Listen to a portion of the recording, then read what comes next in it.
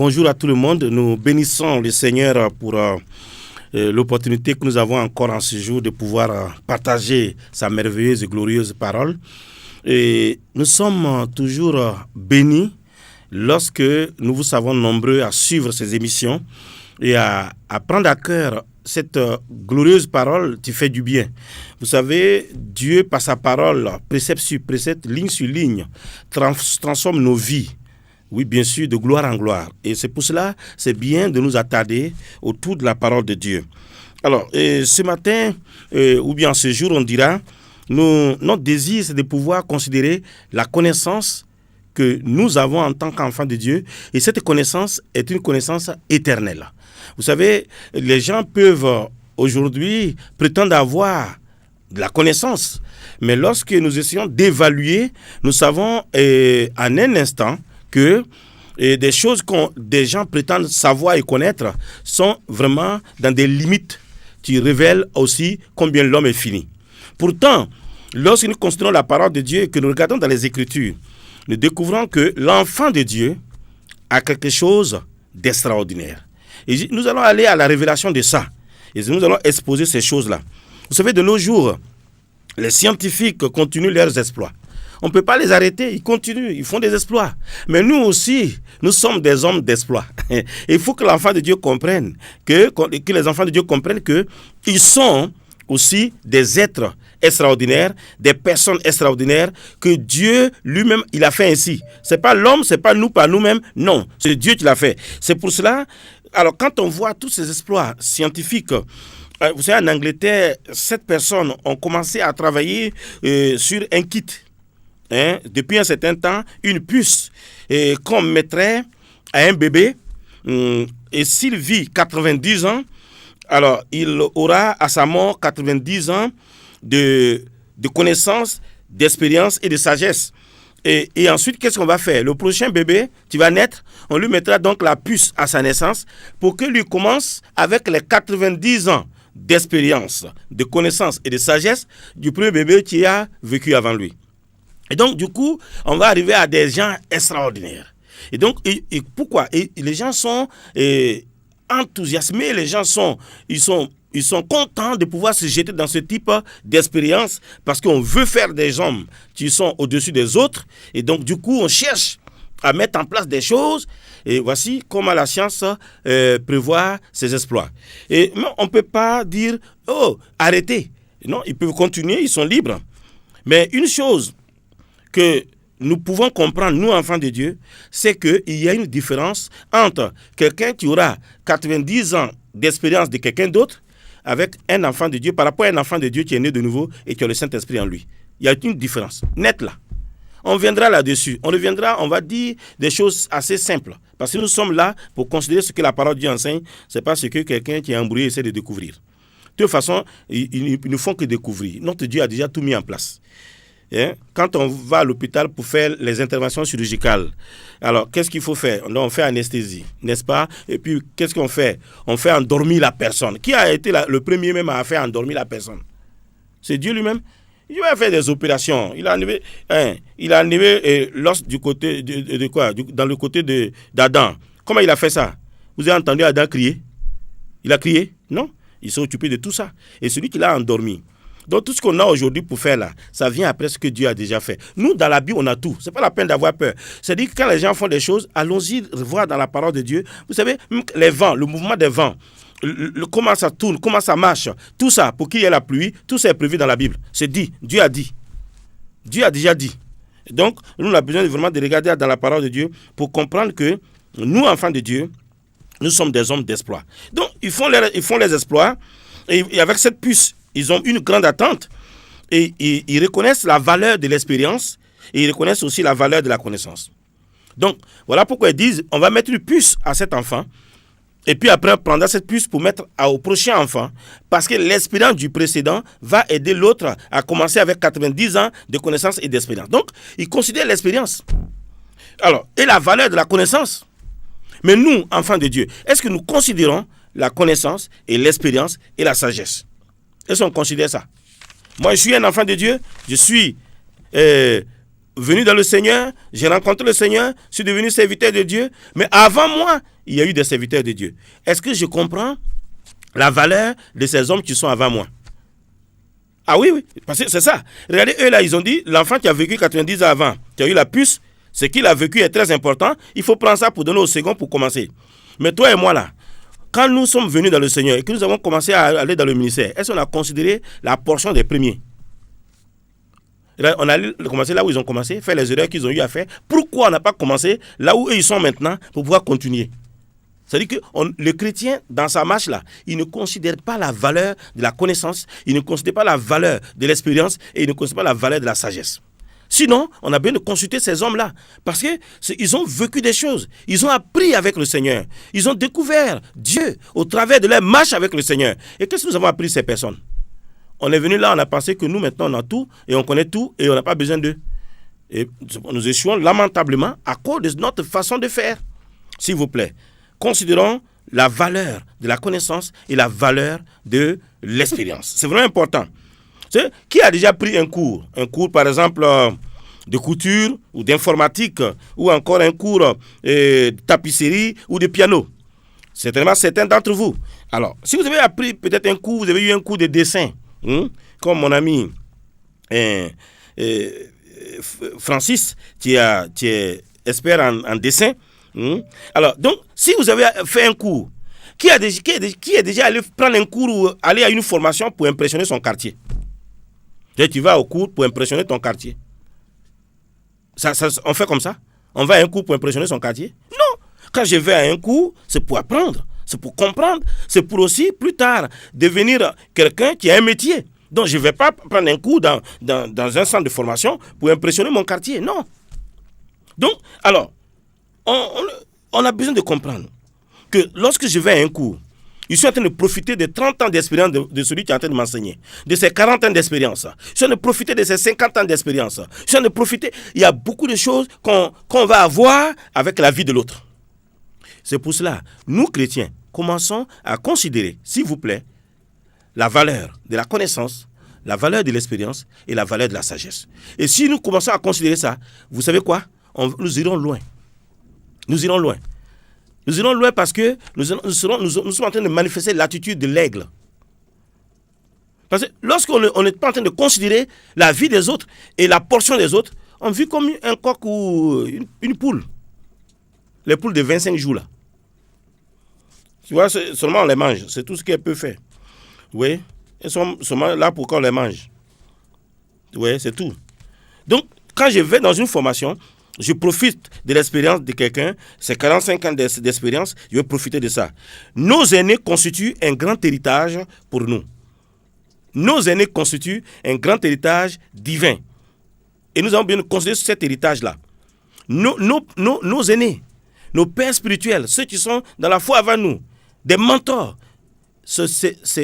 ils constituent un héritage. Et j'ai besoin de faire attention à cet héritage-là. Comprendre comment nos aînés peuvent être une grande bénédiction est un grand secret. Et pour réussir. Dès que j'ai saisi ça, alors je peux avancer. Alors mes amis, on va dire, mais depuis on n'a pas encore lu un passage biblique. On va lire. Je ne suis pas venu sans ma Bible. Je suis venu avec ma Bible. Et tout le temps que je bouge, je viens avec ma Bible. On va lire ensemble. Dans 1 Roi, au chapitre 12. On va voir quelqu'un là-bas. Lui, il est quand même exceptionnel. Il est quand même particulier. Alors, 1 Roi 12. Je vais commencer par lire à partir du verset 6. Il est dit, le roi Roboam consulta les vieillards qui avaient été auprès de Salomon, son père, pendant sa vie. Et il dit, que conseillez-vous de répondre à ce peuple? Et voici ce qu'ils lui dirent. Si aujourd'hui tu rends service à ce peuple, si tu leur cèdes et si tu leur réponds par des paroles bienveillantes, ils seront pour toujours tes serviteurs. Mais Roboam laissa le conseil que lui donna les vieillards et il consulta les jeunes gens qui avaient grandi avec lui et qui l'entouraient. Regardez déjà. Il allait voir qui? D'abord, les vieillards. Alors nous tous on dit, waouh, c'est merveilleux ça. Voici un jeune roi qui a tout compris. Qu'est-ce qu'on a dit tout à l'heure? Tu as dit que les anciens, nos devanciers, constituent quoi? Un héritage divin pour nous. Voici quelqu'un, on se dit, mais il a compris. Mais quand il est parti consulter, et que les anciens ont parlé, les vieillards ont parlé, les hommes sages ont parlé, quand il a quitté la présence de ces hommes-là, il est allé voir un autre groupe. On a dit quoi? Il est allé voir les jeunes de son âge, ceux-là qui ont grandi avec lui. Et eux aussi vont donner un conseil, qui ont grandi avec lui et qui l'entouraient. Même, eux-là même l'entouraient. Il dit quoi? Et il leur dit, que conseillez-vous de répondre à ce peuple qui me tient ce langage? Allège le joug que nous a imposé ton père. Et voici ce que lui dirent les jeunes gens qui avaient grandi avec lui. Tu parlerais ainsi à ce peuple. Tu as tenu ce langage. Ton père a rendu notre joug pesant. Et toi, allège-le nous. Tu leur parlerais ainsi. Mon petit doigt est plus gros que les reins de mon père. Il va dire des choses. Regarde tout ce qu'il est en train de dire. Mais il a écouté les jeunes là. Il dit, mais ces hommes là, ils vont voir ce que je vais faire. Puis même, il se compare même à son père. Une comparaison. Vous savez, sans la véritable connaissance et sans une expérience véritable liée à la parole de Dieu, basée sur ce qui est objectif, vous savez quoi? On vit dans la comparaison. Et on est malheureux. Et donc, ce roi-là, ce jeune roi, va faire une erreur grave. Il a consulté les vieillards. Tout le monde s'est dit, waouh, le gars, il va avancer. Mais il va refuser le conseil des aînés. Et il va commencer à aller vers les jeunes gens, ceux qui ont grandi avec lui, et ceux qui vont dire des choses. Vous savez quoi? Le roi était entouré Salomon était entouré d'environ 100 personnes. Imaginez si les 100 personnes, chacun avait 90 ans. Chacun avait 90 ans. 90 ans, et donc pour 100 personnes, donc multipliez simplement. Regardez l'expérience, regardez combien d'années on peut estimer. C'est extraordinaire. Voici, c'est toute cette connaissance-là que ce gars, cet homme, allait posséder. Mais, non, il y avait la sagesse, l'expérience, la connaissance, et le roi disposait de tout cela. Parce qu'il pouvait simplement écouter ces hommes-là. Et il pouvait décider les choses. Mais, ici, là, il a refusé de consulter les anciens. Et quand vous voyez le verset 7 là, donc, qu'est-ce qu'il fait? Les anciens lui disent, ne sois pas boss. Il ne faut pas chercher à être un boss sur le peuple. Il ne faut pas faire le grand. Il ne faut pas te comporter en boss. Non. Réfléchis. Pense différemment. Fais du bien à ce peuple. Sers le peuple. Si tu sers le peuple, tu verras le peuple te servir. Ah oui? Sers le peuple, tu verras. C'est ce qu'ils ont conseillé. Il faut servir le peuple. Et quand il a quitté la présence, non. Il a refusé parce qu'il n'a pas compris. Il n'a pas compris la valeur de la connaissance, la valeur de l'expérience et la valeur de la sagesse. Je ne parle pas d'expérience basée sur la subjectivité. Ce n'est pas sur des suppositions. Non, je parle d'une expérience basée sur la parole de Dieu, la parole vivante, où des gens, dans la connaissance de qui est Dieu, ils ont expérimenté Dieu. Lié aux Écritures, basé sur les Écritures. C'est ça, mes amis. Parce qu'on peut aller dans beaucoup de choses et se laisser distraire. Il dit, parle au peuple avec bonté. Parle au peuple avec bonté et c'est le peuple. Il refuse de parler au peuple avec bonté. Non, il refuse. Et il pense que, en parlant comme il va le faire là, il va se tirer d'affaire. Il va rejeter les paroles des anciens. Dans le verset 8, il rejette les paroles des anciens. Il consulte les jeunes. Et au verset 16, nous lisons. Lorsque tout Israël vit que le roi ne l'écoutait pas, le peuple répondit au roi, quelle part avons-nous avec David? Nous n'avons point d'héritage avec le fils d'Isaïe. À tes tentes, Israël, maintenant pourvois à ta maison. David et Israël s'en alla dans ses tentes. Amen. Donc le peuple s'est retiré. Le peuple l'abandonna. Le peuple est passé à côté, donc cet homme est passé à côté plutôt de l'expérience, de la connaissance et de la sagesse. Et le peuple s'est retiré. Ah oui, le peuple s'est retiré. Ils n'ont pas besoin d'écouter quelqu'un comme ça. Il ne sait rien. Il ne comprend rien. Vous savez quoi? Lorsque nous refusons de considérer la vie de nos dévanciers, des aînés dans la foi, de ces hommes petits d'expérience, de connaissances liées à la parole de Dieu, nous sommes en train de nous perdre. Il y a beaucoup de personnes qui parlent beaucoup, ils ne savent rien, mais ils parlent beaucoup. Oh, parce qu'ils quand même, ils ont appris à parler. Ah oui? Parce qu'il y a des gens qui pensent que si on a le moyen de quelque chose, on fait ça seulement. Ils ont le moyen parce qu'ils ont une bouche. Non, ils parlent. Non. On peut avoir une bouche et ne pas parler. Il y a des gens qui sont dans des endroits où ils ne peuvent pas parler. Pourquoi? Parce qu'ils ont été réduits, non? J'ai une bouche, ça ne veut pas dire que je parle. J'ai besoin de savoir qu'est-ce que je suis en train de dire. Qu'est-ce qu'on est en train de dire? Qu'est-ce qu'on est en train de dire en ce jour-là? Que les aînés, les dévanciers, les pères spirituels, c'est des gens qu'on a besoin de regarder et de recevoir de leur portion. Pourquoi? Parce qu'ils sont un héritage pour nous. C'est un héritage. Qu'est-ce que vous voulez? Ils ont quelque chose. Ils ont quelque chose. Ce n'est pas la peine de prétendre connaître ceci et cela. La personne est en train de te parler, tu ne sais même pas. Non, beaucoup de personnes se trompent. Mes amis, nous nous trompons la plupart du temps. Parce qu'on est planté dans des choses. Vous savez, aujourd'hui, là, ce qui est en train de tuer beaucoup de personnes, c'est le gain. Le gain. On veut tellement gagner des choses qu'on s'en fiche de comment même les choses sont gagnées. Tout à l'heure, dans les coulisses, on est en train de parler de l'éthique chrétienne.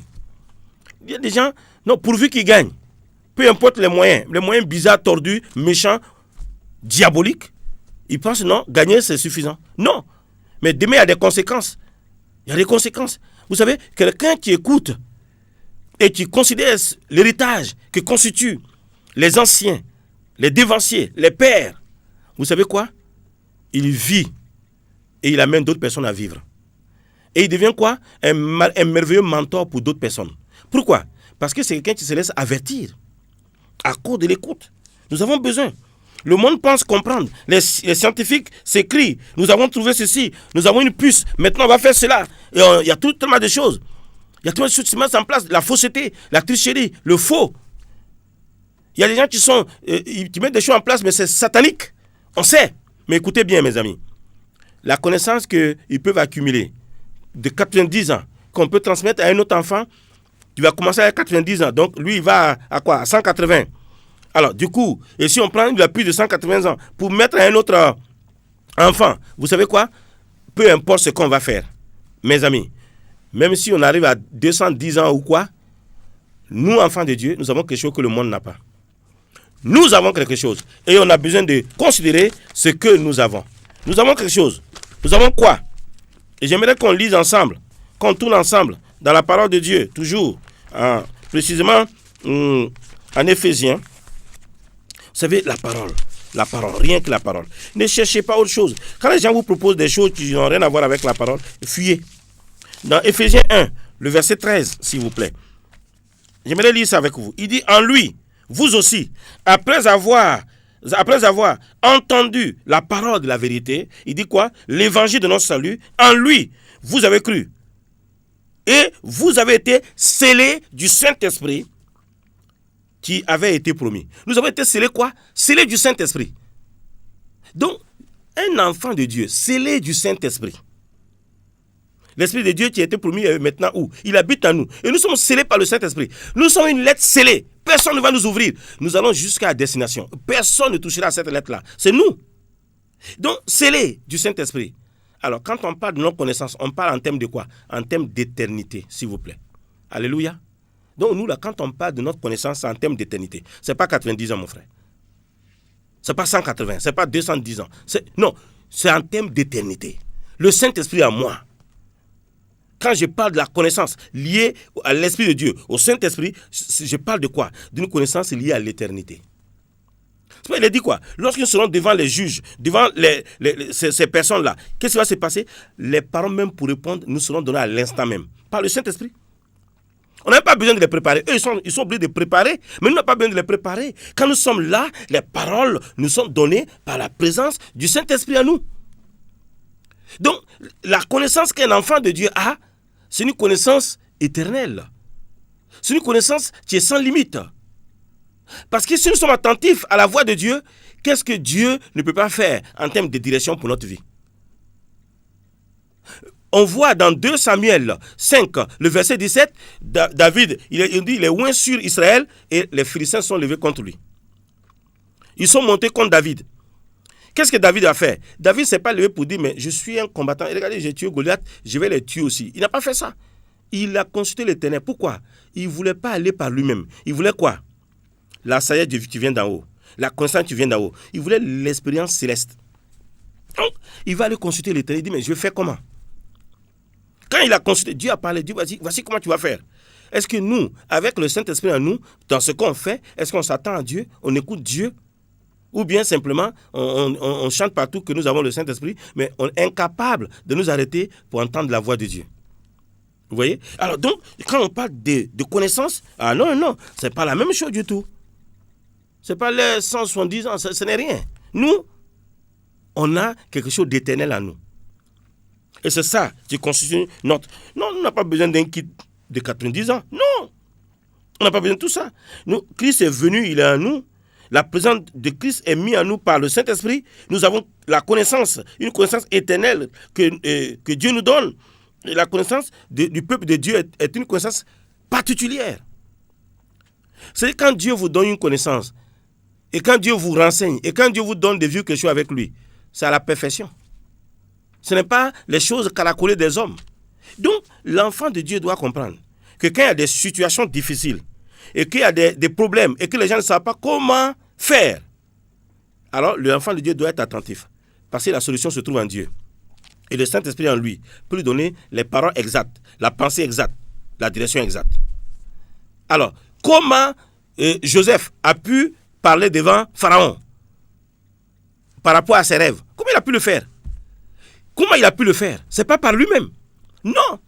La connaissance qu'il avait là, ça dépassait pour tous ces bandits qui étaient là autour de Pharaon en train de se prendre pour des magiciens. Quoi. Ça les dépassait. Ça dépassait la connaissance. Regardez en Daniel. Regardez ce qui s'est passé avec Daniel. Et ces hommes-là, eux, ils n'avaient même pas le Saint-Esprit de façon permanente comme toi et moi nous l'avons. C'est dommage qu'encore aujourd'hui, les gens pensent que matin, le Saint-Esprit vient en toi, le soir, il sort. Matin, il vient, il sort. Et on peut attiser le Saint-Esprit, mais il ne sort pas. C'est-à-dire qu'on est illettré, vraiment, bibliquement même. Les gens lisent la Bible à l'envers. C'est-à-dire que chacun réfléchit. Puis, qu'est-ce qu'il veut que la Bible dise là? Il dit et puis il est content. Non, la Bible là, on a besoin d'approcher la Bible sans prédisposition. C'est-à-dire, laisser la Bible dire ce qu'elle veut dire. Et nous, on est derrière, on acclame. On dit bravo, bravo, Dieu, bravo. C'est ce qu'on doit faire. Mais sinon, on fait dire la Bible et puis on est content. Non, soyons humbles, acceptons que Dieu a raison et que nous, on ne comprend rien. Nous sommes des êtres finis, limités. Et parfois, on est complètement loin même. Alors, on vient au Seigneur, il va nous donner les choses.